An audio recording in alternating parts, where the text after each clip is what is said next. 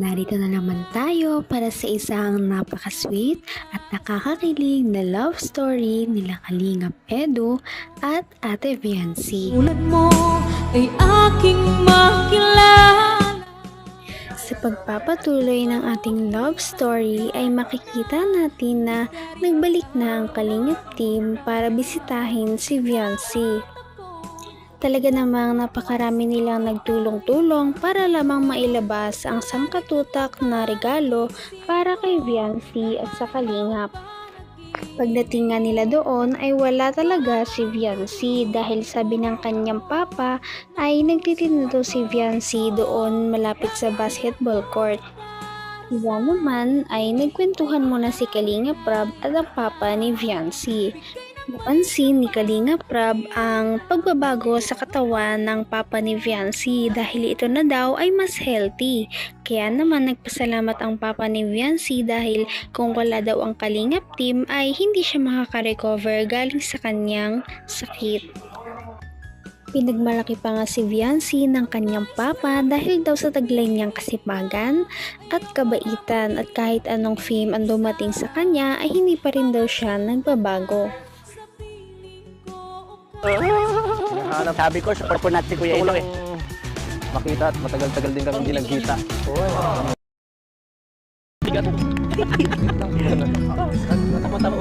Saglit lang po, magulo. Pabili po. Magkano doon sa tendera? Init. Malamig po kayo. Pwedeng mag-utang. Palamig. Pwede ba dito ang utang? Libre lang po. Ay, libre. Grabe. Grabe, joke lang. Nakakahiya naman. Magkano dito? Hindi po, libre lang po yan. Libre lang. Baka malibigan yan. Para sa akin lang. Ano po kami? Kayo din po. Grabe. Yan na. Ang swerte natin. Nilibre pa tayo. Napaka-sweet talaga ni Kalingap Edu dahil kahit natirik ng araw ay dinayo niya si Viancy sa kanilang pwesto. At doon ay naabutan nila si Viancy na napakasipag na nagtitinda kahit na mainit ang panahon. Siya ay nagtitinda ng iba't ibang pagkain kagaya ng isaw, hotdog at iba pa, kasama na rin ang mga palamig. Maya-maya ay binigyan na ni Viancy ang Kalingap team at si Kalingap Edu ng maiinom, kaya naman nagpasalamat sila dito. Mahahalata talaga natin kung gaano na-miss ni Kalingap Edu si Viancy dahil ilang linggo na daw silang hindi nagkikita, kaya naman tuloy-tuloy ang kanilang pagpapakilig sa isa't isa. Mapapansin din natin na panay ang titig ni Viancy kay Kalingap Edu na para bang na-miss niya din ito. Ang nais ko laging Ang hirap. Kayo na po. Bakit mo ko hinahampas? Ang sakit. Mahiwagang tao. Hindi ka dito niinitan? Yun naman po. Sige po. Inaabala niya ako. Nasa mo nang tutuloy dito. Maganda ka. Namumula po kayo. Hotdog. Yan. Ito ano to? Fishball po. Fishball. Baka malagmula. Doon po muna tayo sa bahay. Ang init po. Okay lang naman sa akin kahit saan. Pagkatapos nga nito ay dumayo na sila pabalik sa bahay nila Viancy para naman mabuksan na nila ang iba't ibang regalo sa kanya ng mga sponsors. Napakamaasikaso talaga ni Viancy dahil kahit na pagod siya sa pagtitinda kanina ay inisikaso niya pa rin si Kalingap Edu pagkapasok ng kanilang bahay. ang dalawa. Palagi kang laman. Maganti ka.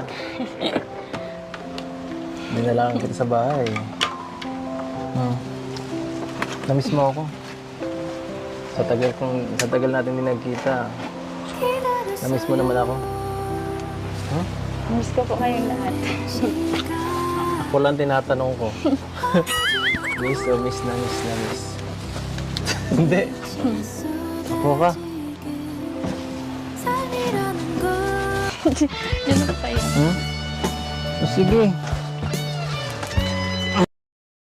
Lalo kong gumaganda talaga. Ewan ko ba?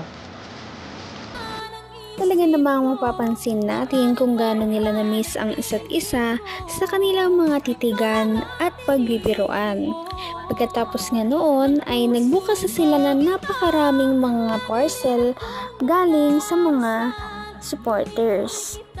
Napakarami ng damit na natanggap ni Viancy, mga bag at mga wallet.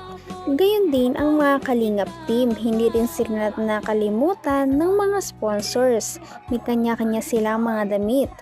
At meron pa nga isang nagregalo ng mga couple t-shirt para sa dalawa na siyang bagay na bagay naman talaga. Meron pang isang gift na nagpakilig sa lahat dahil ito ay isang bangle na nakalock at ang susi nito ay nasa isang kwintas. Kaya naman, sinuot ni Kalingap Edu ang bangle kay Viancy at nasa kanya ang susi.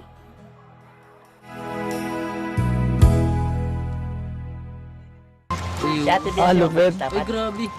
Maganda ka siya ba? Ay! Ano ba to? Taon, no? Hanggat nabubuhay Sana ako. kayong dalawa, makalapto na din kayo. Ha? Ilang taon na kayong ganyan? Congratulations. Pagkatapos nito ay nag-request naman ang Kalingap team na kumanta naman daw si Viancy dahil miss na ng viewers ang kanyang napakagandang boses. Ngunit sa hindi inaasahan ay hindi lang si Viancy ang kumanta dahil hinarana din siya ni Kalingap Edu ng isang kanta. Kaya naman sila ay nagkantahan habang nagtititigan. Kaya naman kinilig ang mga viewers. Ang isip ko, kung ano bang panaginip ko. Ito, Alam niyo po ba? lagi rin akong nagdarasal. Hihintay kita. Hello, ba't?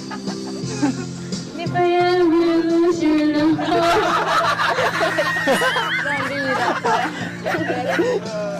Everybody, umiibig sa'yo. Kahit na nagdugo ang puso. Kung sakaling wala ka niya, huwag kang mag-alala. Napakaganda talaga ng boses ni Viancy kaya naman lahat ay humanga sa kanya. Humanga naman si Ate Viancy dahil sa kanta ni Kalingap Edu na para bang hinihipnotize siya at hindi niya maiwasan na hindi tumitig. Pagkatapos ang nakakapagod na kantahan at pagbubukas ng mga regalo ay naghanda na si Viancy ng kanilang merienda. Ito ay isang napakasarap na siomai na may mga sausawan pa at mga soft drinks. Nagpasalamat talaga ang Kalingap team dahil kada punta nila doon ay hindi sila pinapabayaan ni Viancy na magutom. Kaya naman natatangi talaga si Viancy sa ibang mga Kalingap Angels dahil sa kanyang ugali. Kaya naman inuulan si Viancy ng mga suporta. So meron tayo ditong 35,000 pesos. Wow! 1,000 ito, meron tong paglalaanan. Ano? So unahin natin yung 5,000 para sa allowance ni Viancy. Yun, grabe. 1, 2, 3, 4, 5,000 pesos. Ayan. Wala dyan si tatay, wala no? Okay lang, okay lang. And 5,000 allowance mo, Viancy. Sige po, sir. And 10,000 para sa business nila, ano? Karagdagang puhunan. 1, 2, 3, 4. Ito, Viancy. Pang-open mo doon ng bank account. Kumbaga, start ng saving ni Viancy. Ano? Thank you po. Hindi ko na to, ikaw na hawak. Assignment mo to, dapat mag-open kayo ng bank account. Grabe naman ang 35,000 na binigay kay Viancy. Kaya naman parang pinipigilan niya na maiyak dahil na naman sa mga blessings na dumarating. Bukod sa 35,000 na yon, ay nadagdagan pa yon ng iba pang halaga galing naman sa iba pang mga sponsors.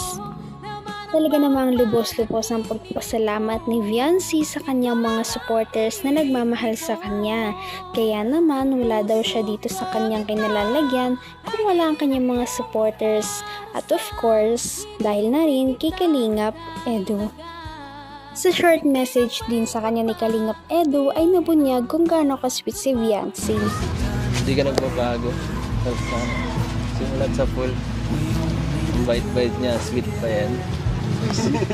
Oo. Pa-good morning lagi yan. Hira. Kaya naman, sana ipatuloy natin silang suportahan at mahalin si Viancy, si Kalingap Edu at ang Kalingap team. Yun lamang at maraming salamat sa panonood. Abangan natin kung magkakatuluyan ba talaga si Kalingap Edu at Viancy. Hanggang sa muli. Bye!